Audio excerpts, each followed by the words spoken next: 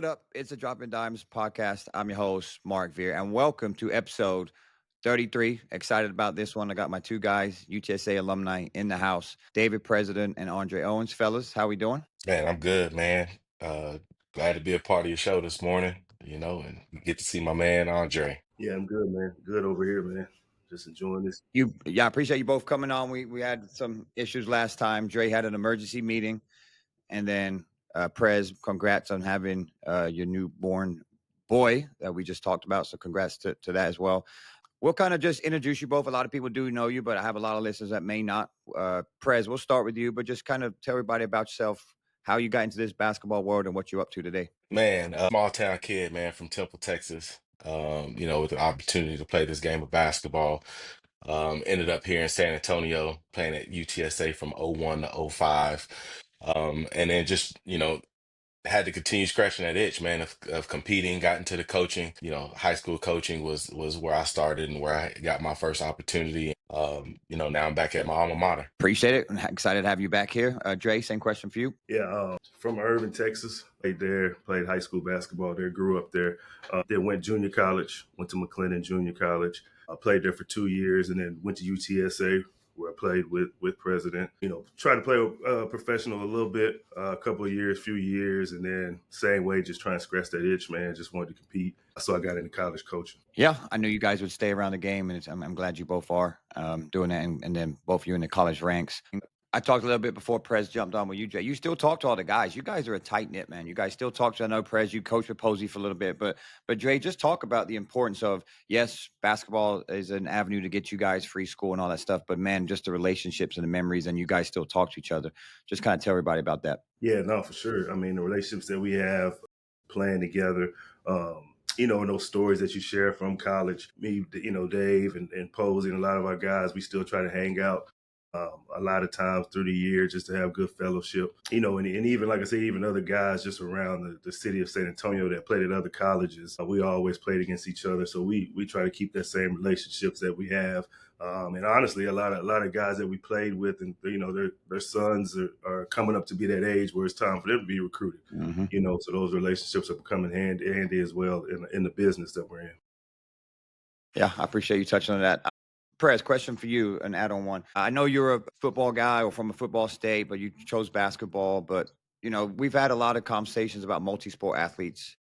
What are your thoughts on that? When should kids specialize? Some do it early, some do it later, some try to do both sports. What are your kind of thoughts on that?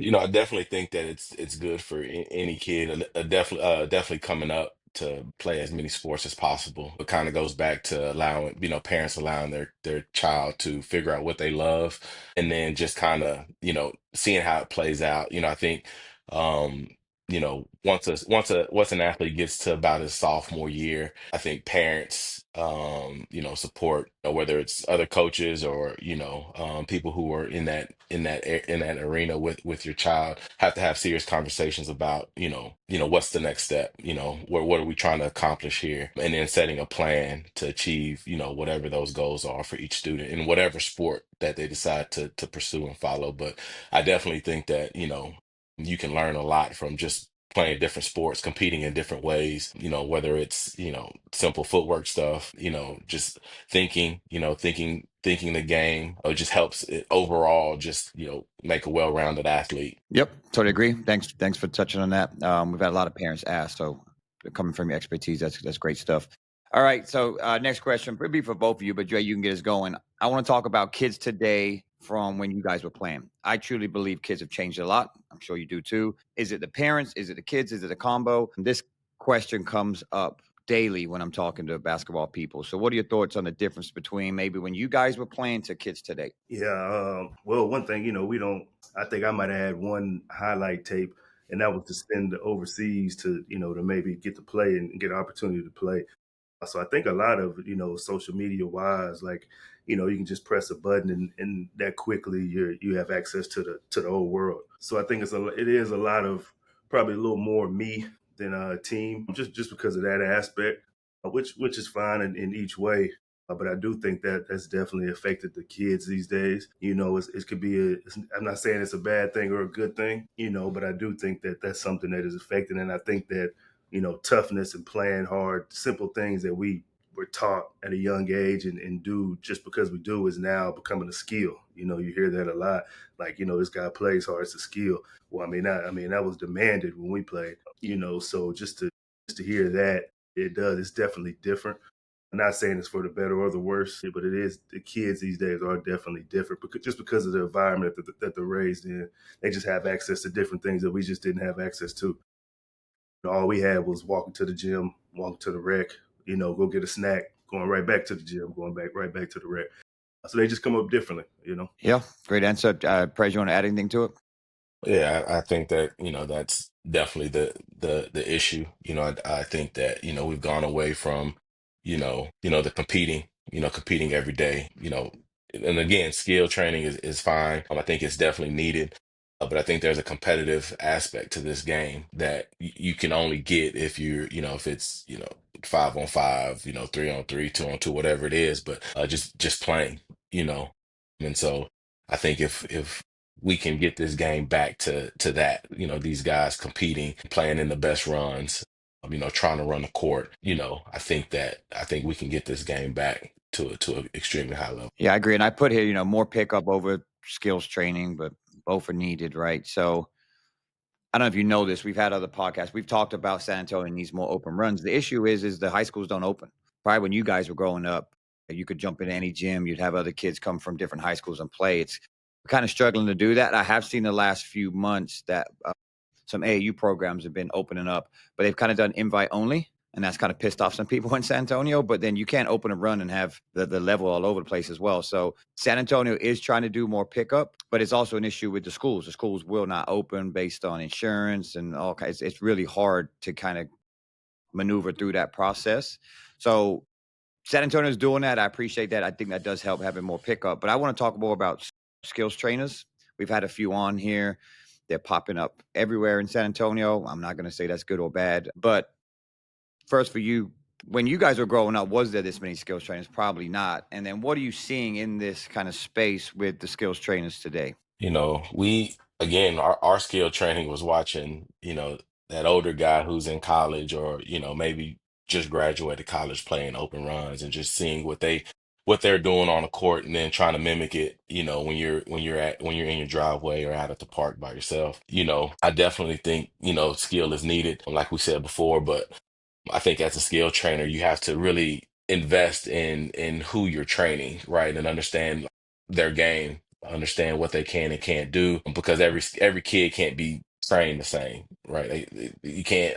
Me and Dre can go in the gym, but Dre's a lefty. There's some things that Dre's going to be able to do that I can't do, and vice versa. I think skill trainer really understanding what kind of player they have, working those weaknesses to what those skills are now translating to the actual game. Yep. Dre, same for you. Yeah, no, for sure. I like the skills training for sure. Different ways and different things that kids are learning. Just mostly the creativity that they're getting from that. I wish I had a skills trainer growing up. I wish I was able to do those things.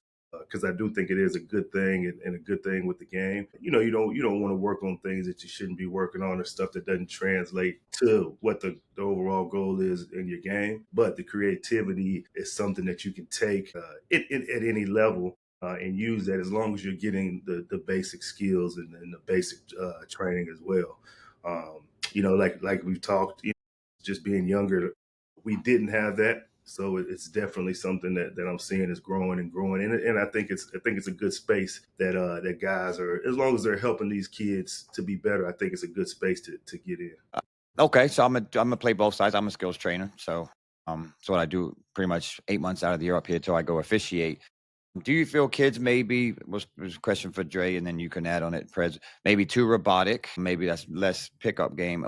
Or the flip side is they get in their bag too much. Like they're working on combo moves like crazy, and then the simplicity of the game is also kind of disappeared. What are you seeing on from a high school standpoint? Like when you get high school kids come to your program, do you need to simplify them, or are you trying to get them more stuff that they need in their bag? I'm just curious on that. Yeah, no doubt. I think you say getting in your bag. A lot of times, in conference games and in D1 games, it's gonna come down to the end of the shot clock. You're gonna wish you have somebody who can get their own shot and get into the bag, as you're saying. But like I said, I would rather that, and we can reel it in as college coaches than guys who never don't have that, and that you're trying to develop some type of creativity or individual game in their game. So I would rather that, and I do see the robotic for sure. But those are things that we can help and get better at as they come with us. Come on in college and do those things. Like I'm saying, like I would rather have to reel it back than have to create that, as well. So I actually like that answer because I wasn't expecting that. A lot of people I talk to, they're like, oh, they don't like the kid that gets in the bag, maybe over dribble, but has some flair to their game. But to your point, low shot clock situations, you need someone to go get you a bucket. And here pretty soon, we're going to have a shot clock here in Texas. It's coming, right? So that is a interesting answer. I appreciate that because I think some people would steer the other way. They don't want, that guy or girl that can really go get a bucket for him. Press for you, anything different on? I think that creativity part is somewhat lost. I know Dre said that, they do pick up some skill and some creative movements. But I also think that, the game being played at the park or, again, these runs, you get to be creative in your own nature and figuring out how to win or, how to get somebody open, how to get to spots, and so when you ask, are kids robotic? Well, they'll probably tend to be if we're all working on the same moves, day in and day out. Everybody's working on, double move, step backs or whatever it is, whereas if we get more playing, well, guys competing, you get creative in those moments of trying to win, right? How are you going to get the ball to, to somebody who has knocked down 3 shots in a row? How am I going to get this stop? Where am I going to get my shots from? How do I take a contested jump shot? And so, I do think again, like, you do get creativity from, trainers, but a lot of creativity has to come within the game and how you play and how you get to spots and how you create for yourself and for others. Yeah, love it. Okay. Appreciate you both touching on that. We've talked on other podcasts about it. The same message is out there. So I think San Antonio is really trying, and that's the purpose of the podcast, just to put information out there, try to improve the city. I think we're doing that. I think we're headed in the right direction. All right, let's talk about AAU basketball. Way different today than when you guys were playing. So kind of a loaded question, but Prez, we'll start with you. What do you like, and then what do you dislike about AAU today, especially now being a college coach? Shoot, man, I love seeing the talent, man. There's a lot of talent, not only in the state of Texas but everywhere in the country. It's a global sport now, so there's just talent, everywhere. So I love seeing it. I love to see these guys compete. Um, you know, there's some really good programs out there. Some guys that are doing really good job with the talent that they have. They're coaching these guys hard. They're getting after it. And so the game of basketball is definitely it's in a good place. It's healthy. But of course, just like anything, there are going to be some bad apples out there.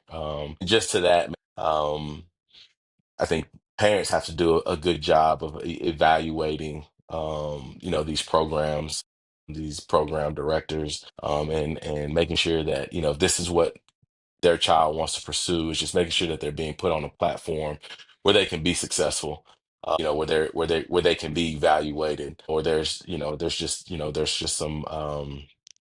some areas where they can be successful, whether it's media guys watching them or whatever it is. But I think that the game is definitely in a good place when it comes to AAU. But just like all things, there are some bad apples, and you do have some of those programs that are kind of misleading. Okay, Dre. yeah, I think the same. I think it's a really good place. You talk about those guys playing games. They might play a little too much sometimes, but like for me, I love being in the gym and I love being able to recruit and to feel that atmosphere. And a lot of times, depending on the level that these guys are playing AAU in, that gives a lot of experience for college. I do think that freshmen are coming in a little more ready to play Division 1 wise because they are playing in some of those atmospheres, especially if they're playing, at a high level whatever you say, whatever circuit you think is the highest, but they are coming in ready to play. I think some of the things, I mean, just with anything, just staying on the same team, staying a little loyal, fighting through some adversity, even in that AAU instead of playing, just jumping to another team. I mean, I get it, you want to play and you want that exposure.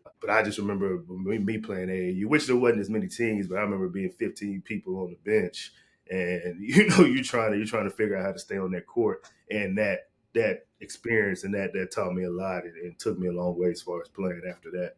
But I do like the AAU atmosphere for sure. It's really been big time, and a lot of these shoe circuits are doing a good job with it. Even the other circuits, like they're doing a good job of creating that atmosphere. Okay, good to hear. So next question for both of you. Dre, you go first. So there's a lot of teams. You go to Adidas circuit, Nike circuit, wherever you're going, Under Armour, and you show up and there's X amount of courts and there's thousands of kids in the gym. So you've obviously got to be smart about how you recruit, right? So obviously I'm sure, and we'll get into a whiteboard discussion later, but this one just from a pretty simple standpoint, you go to a gym, you're watching a court, what are some things you are immediately looking for in a player right away? I need to see, this is my short list. I need to kind of grab your attention. Yeah, I think the number one thing that grabs my attention is somebody who's actually playing for a scholarship.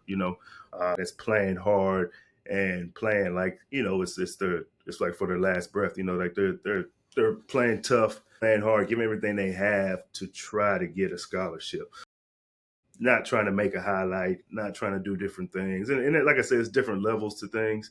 But for me, I just like to see a guy who is actually trying to win over a coach, trying to get a scholarship. Guard 94 feet, and, even getting on the floor, just going to rebound, just those different things. Because you don't want to be teaching that, in college. You don't want to be trying to teach somebody how to play hard. All right. So effort controllable, right? I mean, we say Yeah. it all the time, but any player listening, that's a Division I coach. That's what they're looking for, something that you can control every single day. Perez, same question for you. And I think the same thing,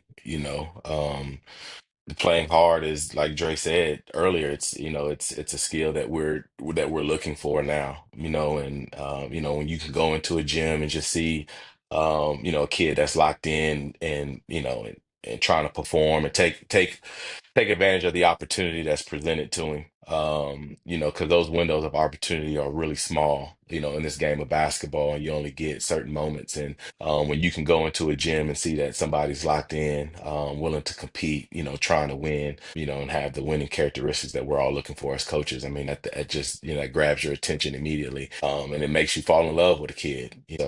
Definitely, if you can go into a gym and you got guys talking and getting on the floor and defending and doing all the little things that it takes to win a game. That's what's going to catch my eye for sure. And even to add back onto that, like we're definitely, oh, sorry. Yeah, we're definitely looking for a certain level of skill that we have to have at this level, for sure. But a guy that plays hard is something that really sticks out, with us as far as coaching. Okay. So I got an add on question for them, both of you. Then, so let's say you're looking at a couple guys and all of them play hard. They play hard, they talk, they're doing all the things that you're asking them. What's the next layer? Are we looking for a premium shooter, ball handler, IQ? I know it's based on probably what your need is for that year, but I've talked to a lot of coaches. What is the premium now in today's game? Is it shooting? I mean, they're all important, but I'm just curious, is there something that you have on your board that we must have with all our players? Because I feel a lot of people talk about shooting is now the new premium based on the freedom of movement. It's hard to play defense, can't, be as physical as you used to probably when you guys were playing. So I'm just curious what you guys are talking about at that level and from a skill perspective. For us, it's got to be able to put the ball in the hole. The shots you're taking, those hot percentage shots. Does it come within the flow of the game, or are those shots hurting us? Are you taking low percentage shots? Are they leading to transition, layups on the other end? And so, just man, I think then it's just an overall. Do you have an understanding of the game?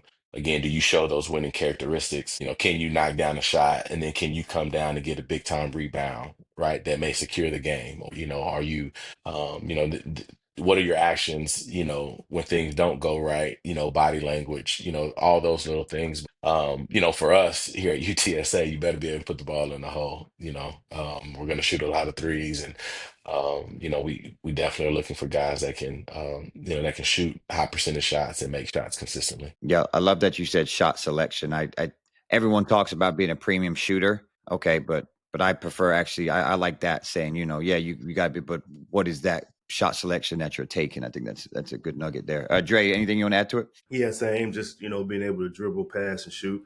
It sounds simple, but that's a big key in what else we're looking for in somebody. And then that did the IQ. Being to understand the game, and to understand where to be, to understand how to make a pass, to understand how to come off a ball screen, and the reads that you have to make goes a long way for sure with us. And then in size and athleticism. You definitely want those things and length and those different attributes out of a kid. Those are the next level things that you have to look at after playing hard. Yeah, DNA is undefeated, fortunately. Um, I did not marry my wife to have 6 or 8 kids. We ain't got them. So I got a soccer guy and a gymnast. I was telling Dre that earlier. Yeah, we're doing something else. All right, so here let's dive into this. I think this would be a good conversation. Paul Irving played in Dallas. I know Temple is somewhat Dallas. We'll just put it there. And then Dre, you coached at I'm sorry, you're at Rice in Houston. Prez, you were at Shadow Creek in Houston. So I don't care where we thought. I put Dallas and Houston together versus San Antonio. This is a conversation we have every single podcast we've had on. We from referee perspectives to high school perspectives, you to tournaments. Like San Antonio, everyone says that San Antonio is behind those two cities. So I think it'd be good to hear from both of you because you've kind of been with it all. You've been in all three. I can already see your face, Prez, over there. Like, here we go. So we're going to start with you. All right. Whatever comes to mind from a hoop culture perspective, but I want to talk from the high school perspective. What are we seeing from that? Everyone's talking about that San Antonio is behind. I personally, that I don't think we ever will catch those cities based on demographics, population, kids, size, DNA, the list goes on. I just wish San Antonio really just focus on their own culture. But anything that comes to mind, what are you hearing? You've been in both worlds, like just anything that you feel people would want to hear when that conversation comes up that San Antonio is behind those bigger cities. And from, I guess like you said, from being, from the state of Texas and kind of being a part of all, three major cities, I think the biggest thing is the people who are invested in these young men. Um, you know, in the bigger cities, they do a really good job of promoting their kids, and providing a stage for those kids to perform on, backing it with, with media and just the connections that those guys have, the Jim Hicks, Marcus Sloans, those guys are connected, with a lot of college guys, and so I think that they just do a really good job of promoting their events, bringing top tier talents to the city. Dallas does the exact same thing, and I think that San Antonio is definitely, on track. And I think there's a lot of great high school programs in the city of San Antonio. You got, Brennan, of course, Harlan, Reagan, Steele. I mean, the list goes on. East Central is on its way up. And so I think that, these guys do a really good job, these high school coaches, in competing on big stages, not being afraid to play high major talent, and putting the kids in San Antonio on a stage where they can be successful. Now, it's up to the kid at that moment, to perform at a high level and to compete, because those are the cities and those are the kids and the programs that that they're going to be competing with when you're talking about getting a scholarship. And so, I think all cities do a great job of backing their players and their athletes up. Some are just louder than the others. Yeah, it's a nice way of putting it, Prez. But I know we're going to add to it though. I'm actually going to have Hicks, Jimmy, and Sloan on here after you guys, whenever I can get them on. But they're going to jump on it, and we'll dive more into that. But I agree, we don't in San Antonio have like a meteor guy, someone of that caliber that has all these. We have a few. Ray does a great job on the women's side, on the girls' side. Lupe should be the guy, but he's got other stuff going on, right? He's got Austin with you. He's got Taylor at college, and he's running his own business. So, add-on question: would that help bridge the gap if we had on the men's side a media person of that caliber, like a Jimmy Hicks or Marcus Sloan? That same question for you, Prez. Does that really change the demographic here in San Antonio? Again, I think San Antonio is on its way. Alamo City Hoops does a good job of promoting, these events. They pulled us from, they're pulling big time programs into their tournaments, into their events. And so again, we're on our way. I think San Antonio is definitely on their way. But again, having people in place that are, invested and have the right connections, can have the right conversations with us as coaches.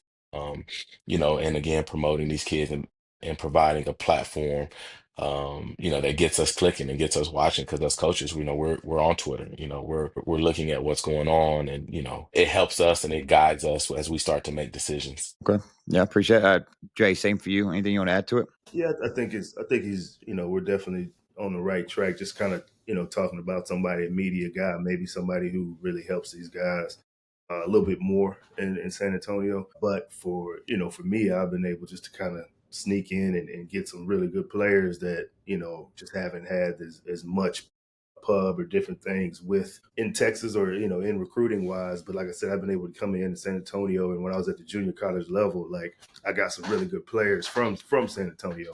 Um, I can remember just thinking of a guy, just thinking like Carlton Lingard, like that guy went on and had a really good, successful college career, but like we were the only school, recruiting him at a junior college. So, and people didn't even know his name, and this dude was a 7 footer who could shoot, who could run, and was really athletic. So, like you're saying, maybe definitely a media guy who can help more. Will go a long way for San Antonio basketball. But it's just certain guys that I talk to and listen to around the city. You named some of those guys, Boo Man, and just the guys that he's coached and raised through his program. JC, another guy. I just know what's coming out of their gym. Which probably helps me a little more as far as recruiting wise. But I think, like you said, San Antonio's on its way. Really good players, really good high school programs that I've seen so far, lately for sure. So. That's good to hear. Nice to hear what you guys think and what you're hearing from a college perspective with San Antonio kids. So when it comes to San Antonio kids, let's take this past season, right? Kingston was our only D1 prospect. I believe he's only D1 recruit. I know Cam ended up going D2 and some other things. That we always say, or I've heard it, that that's a huge problem in San Antonio. We should producing more Division 1 athletes. My personal opinion, I think we should just produce as many college athletes as we can from all levels. So when it comes to San Antonio, because you're both at the Division 1 level, are you feel there should be more out of San Antonio? Or what's the talk? So is it like, we may be able to grab 1 or 2 here, but we probably need to go elsewhere? I'm just curious. Dre, you can start with that. Yeah, I mean, it's not so much of the elsewhere. It's just we're gonna see you. We're gonna see we're gonna see you play somewhere eventually. Just if you're especially in the state of Texas, I think just kind of listening to you talk about open gyms and being able to have runs. I know one thing is that competitiveness coming out of the city. Just wanted a little more. I think guys are skilled and definitely can play it at a high level. I think just Dallas and Houston probably right now have been more, I guess, probably just the way it's set up, just being more competitiveness out of the guys, but I do think that San Antonio's in a great spot, great place, and will be for in the future for sure. Okay. Go ahead, Prez, if you've got anything to add to it. Man, just the same thing. I think that it's in a great spot. There's a lot of great high school coaches and great programs here. Hell, actually, I would schedule a tournament here in San Antonio just to, pick some of these coaches' minds in the city of San Antonio. So they're teaching the game the right way, and not only in the city of San Antonio, but in the city of Houston and in the city of Dallas. Like, it's getting harder and harder for, these athletes, just because of the nature of the sport now with, the transfer portal. So, the same issues that we're having in San Antonio, you can say we're having them in the city of Houston. We ran a pretty good program in Houston, and it's hard. It's hard getting these kids a look or an opportunity, because there's so much talent out there. And so I think every city is going to go through a change, and it makes it a little harder to, to earn a scholarship, because of the transfer portal. And so, for a kid, especially in the city of San Antonio, who's trying to make it and get out, I think it's just important that, they continue to just develop, figure out a way to get older, by lifting weights, getting their body right, putting some emphasis on that as well as they continue on their journey. And then when the opportunity presents itself, like we said before, man, just be ready, because as coaches, we're going to be there. We're going to be watching, and these, when you're on that stage, we don't care, what city you're from, if you can play and you can play the right way and you can help us, we're going to recruit you. Yeah, love it. We're going to dive into the transfer portal here in a little bit and how hard it is for high school kids to play college now. What I'm hearing, and we've said this in another podcast from kind of both views, I think San Antonio is on the right track. We got a lot of good people here. 100% agree. Our culture needs to be, physical, mental toughness, and IQ. That's kind of what San Antonio needs to dive into. Just getting stronger in the weight room, mentally being tougher, more pickup games, being more competitive, and then just being a city that is just a super IQ place based on we don't have the size and DNA that other cities have. But I do want to ask you this, Prez, because you were obviously a high school coach, obviously for a while at Shadow Creek. We've talked on other podcasts about the AAU coach and the high school coach not having the strongest relationship. Now, here there's a lot of high school coaches that are very invested with AAU and vice versa. But I think it does need some improvement here. How was that relationship in Houston, but like maybe between you and the AAU programs? And then also now that you're back in San Antonio, I'm sure it sounds like you're trying to build a lot of really strong relationships with both AAU and high school coaches. But what are your thoughts on that being stronger, and how was it for you in Houston? I mean, I think, as coaches, and as we tag along on these journeys with these kids in our programs, I think you have to have a relationship with, their AAU coaches, their skilled trainers. I think that is what helped us be successful and help our kids gain that opportunity. Because as a high school coach, like, I want to know, what you're working on, what you're getting better at. Is this program helping you? And so I was heavily involved in their summer ball, and having those relationships with those AAU programs, and just, listening to what they have to say, and giving my opinion on the back end, um, whether we have an athlete that just doesn't understand what coach is talking about, where I could be that back end guy. I was like, look, man, this is what he's trying to get you to do, and so just, having that relationship with those AAU programs and those coaches, I think you have to have them, especially if you're, tied into these kids and you're trying to help them get to the next level. We have to know, where we're going and how we're going to get there. And so I think it's extremely important. Appreciate it. Anybody listening, that's really a goal of mine, San Antonio, everybody.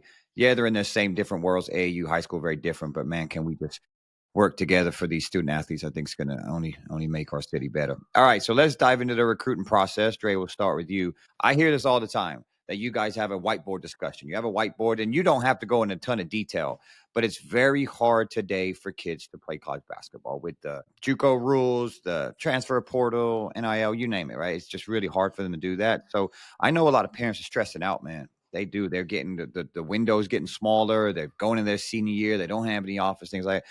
What does a recruiting in a short version look like for you guys? Do you have a whiteboard? Are you putting up prospects, things you want to definitely going for these kids? Like, I'm just really curious as well what you guys are doing on that perspective. Yeah, well, to speak to those parents stressing out and different things like that, I think the way the game is going now, you don't have to put so much of an emphasis in those things. Because the first year, a kid could be at a high major level, and his junior year, he could be playing, at a D2 level, and then also the other way around. If you go to NAIA, Division 3, Division 2, like a lot of these guys are getting better, going there and getting better, and then going to play at higher level at Division 1. So I wouldn't put so much of an emphasis on level and different things like that now, just because you can keep elevating as you go through your career with the transfer portal. And that's one good thing that it's done, that it's brought to is a better opportunity for guys at different levels. And so I think that is a good thing about it. Now it is hard for high school kids to get into Division 1 as much now, just because the transfer portal is here. We can have a player who is, I guess you can say, ready to play from day one, added to our team quickly. And just try to do different things culture wise and getting that guy acclimated to what you do where you're at. But that has been a quicker fix for a lot of coaches. In the way that the coaching game is going, I mean, you got to, before you had probably a little more time to build a program and to be successful in the college ranks. But now, I mean, these athletic directors, these programs are looking to win quickly. So for a coach, head coach, or anybody in Division I level, they have to do that. So it is making it tougher on the high school kids. But I wouldn't get discouraged. I would go to college and be a good player. And like I said, just the way it is now, you can elevate to a different level, easily. Okay. I love that you said there's like a lot of movement. That's why I put a lot of movement year to year, and I do like that because it's this D1 or bust talk. A lot of people talk about that. Yeah, just if you could just get into college, that would be number one priority, right? And then just work your tail off and just see. You never know where it could take you. Okay, yeah, I like that. Prez, for you, let's talk about red flags. So I know a lot of people know what red flags are, but parents listening and some kids, man, I mean, they can really hurt themselves with some non-negotiable things they should not be doing. So, what are some red flags or any advice you would give to athletes to stay away from? As a young man, there's a lot of different distractions that are out there. I think it can just come in all different forms. Like, are you taking care of your business off the court? What are you doing? Are you, who are you hanging out with? Are they distracting you from what your goals are? And are you in the gym? Are you putting in the time, to develop and to be ready for that window of opportunity when it presents itself? And so, are you doing the right things with your body? Are you consuming the right foods? Are you hydrating properly? Are you stretching properly?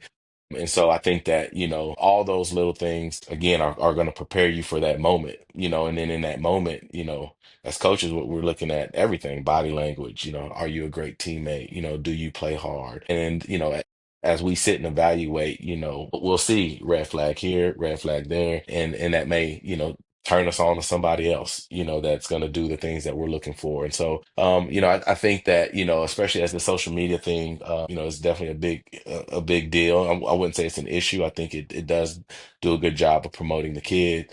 Uh, what are you putting on your social media? Or does it tell what kind of kid you are?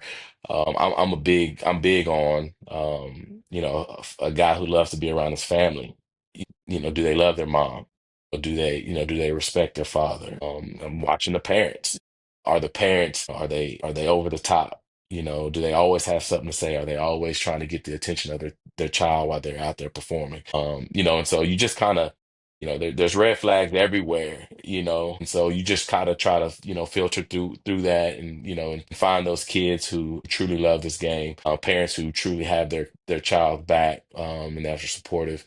And I think that, once you filter through that, you find the kid that you want. Awesome stuff. Good. Anybody listening from a Division I coach, that is some nuggets to take away. And I mean, it's a pretty simple list, right? But unfortunately, I mean, you guys are seeing them all the time. So I just think that, it's the importance of just being really smart about how you navigate through this stuff. I think the problem is I have a very, high maintenance wife. She gets very stressed out.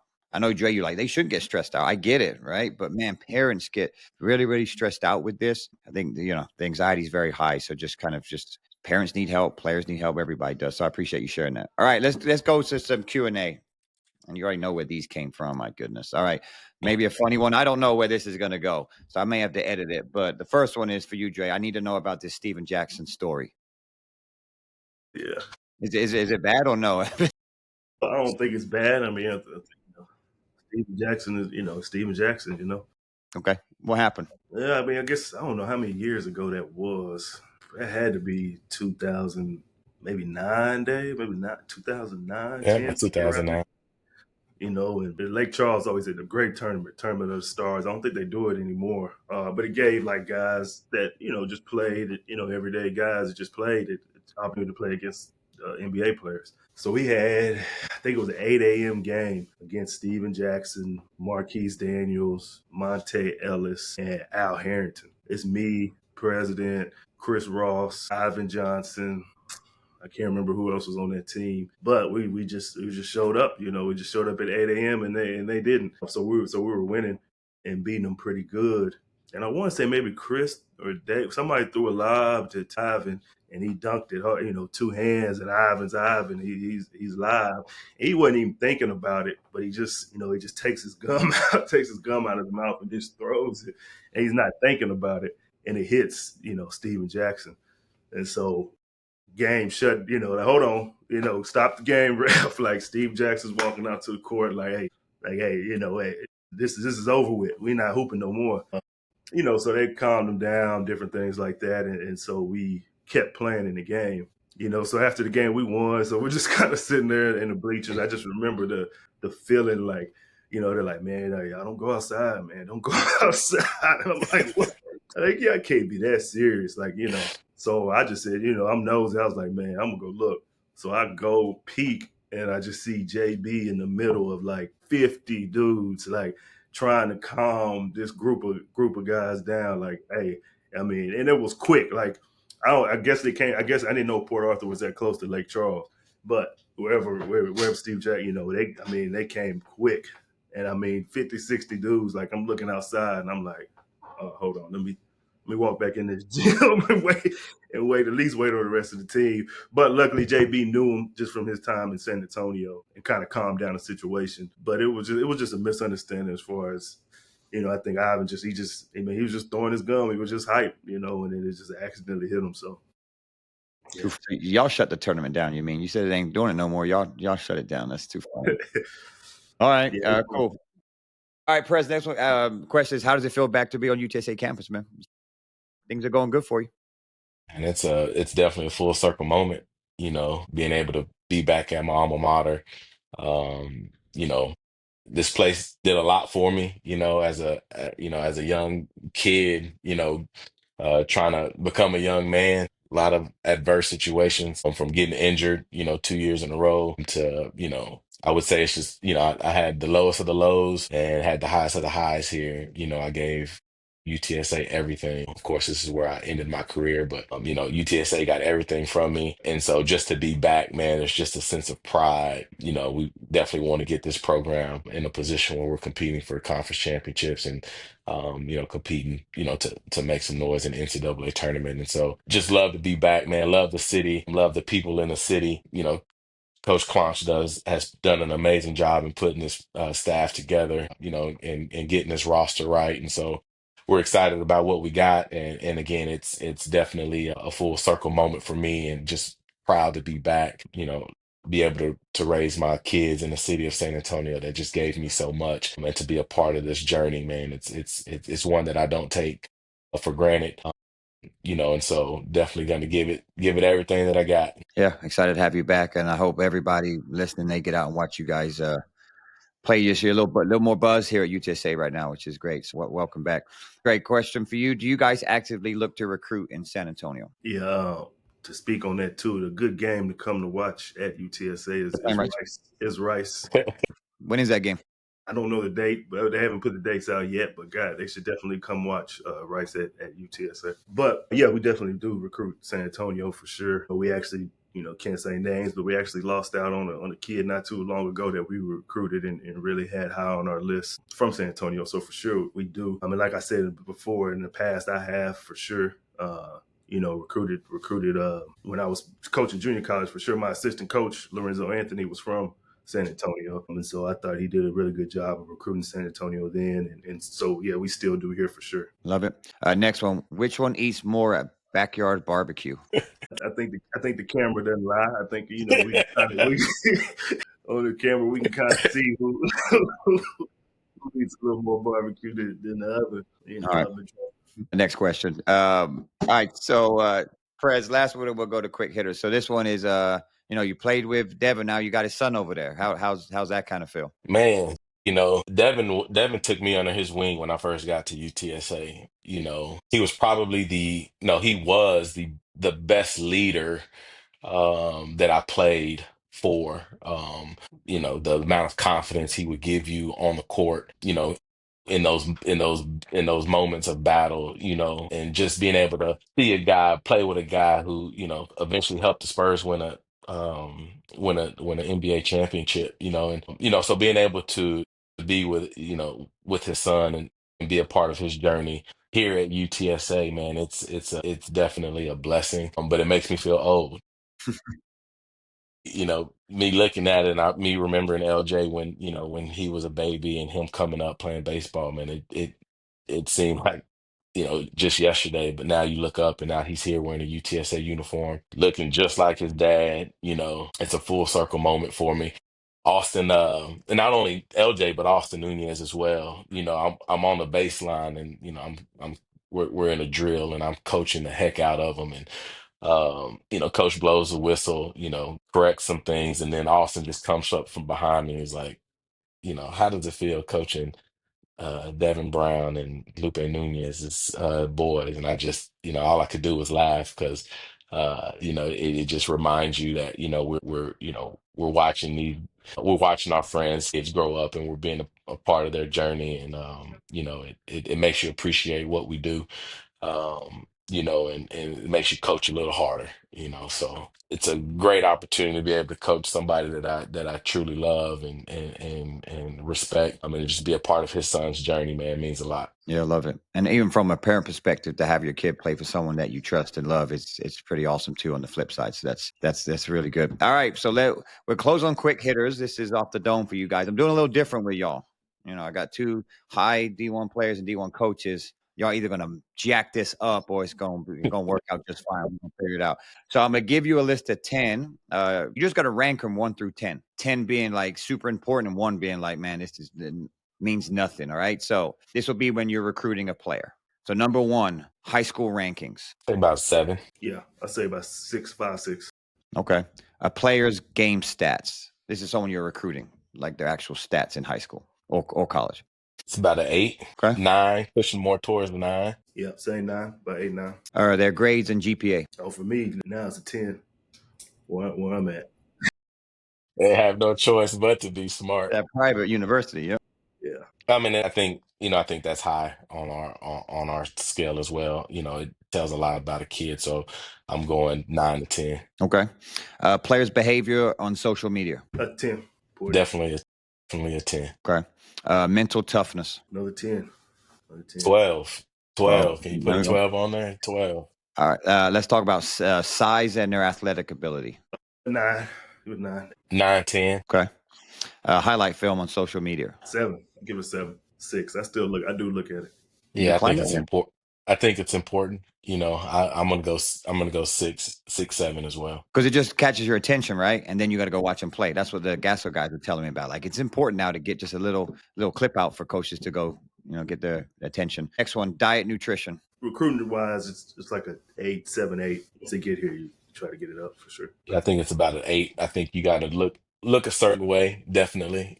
But I would say about an 8. All right. Coaches' feedback when asking about a player, either high school or AAU coach. Oh, 10. 10, but 11, 12, that's huge. It's extremely important. That's a 10 as well. We want to know what we're getting, and so I think that's definitely a 10. Okay, good. Last one, parents' behavior. Another 10. Another 10. Recruit parents just as much as the kids. That's definitely a 10. Definitely a 10. Here you go. Here's a little blueprint for you to take care of, right? So yes, some are more important than others, but all of them are extremely important. So I appreciate you answering those. Great stuff. Well, fellas, that's going to close us out. I'm glad I got you both on. I know it took some time, but all good. It's been fantastic. I know you both are crazy busy. Season's about to get rocking and rolling. I need to get that date for that UTSA Rice game. I'm going to be there. I'm going to promote it, get everybody out there. That'll be fun to see you guys kind of go at it. And again, just thanks for taking the time to help educate and improve basketball, not just in San Antonio, but in the state of Texas. I'm proud of you both for still being around in basketball from our days back in UTSA. It's good to see you guys both around the game and pouring back into the youth. Continue to speak to you guys and continue to build our relationship. And again, I appreciate you both coming on. Take care and good luck to you both this season. Man, appreciate you, man. The same way. Good to see you are still around the game, but you were a point guard, so you had a high IQ of the game. That's all I got. You know what I'm saying? So I figured you would be around the game and helping kids, get better. So salute to you, man. Absolutely, man. You keep doing this. I think this is I think this is something that parents need. I think they need to be educated, and I think that you're providing that platform, man. So keep going, keep doing your thing, and anytime you need me, you already know. Give me a call. I will. I appreciate you guys. Y'all be good. Take care. I All right. appreciate it. Thank you for listening to the Dropping Dimes podcast. Make sure to go follow us on IG at Dropping Dimes Pod. Remember, each Friday we'll be dropping a new episode, so hit the follow and bell notification buttons to never miss any content. Let's get better together. We out.